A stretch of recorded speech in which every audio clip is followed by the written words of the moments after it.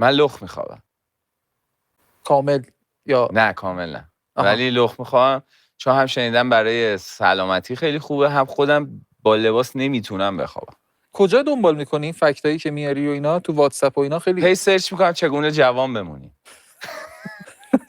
هیچ وقت تذکر نگرفتی از ببین چرا مثلا چون مثلا اگه صبح باشه یا دیر وقت باشه اینا همون لخت میرم تو حیاط و کوچه و کار. نه کوچه نمیرم.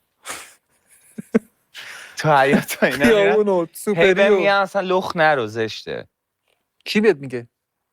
کسایی که خیرمو میخوان. همسایه‌ها و اینا شکایت نکردن هیچ وقت؟ نه ولی یه همسایه داشتیم فیلم میگرفت.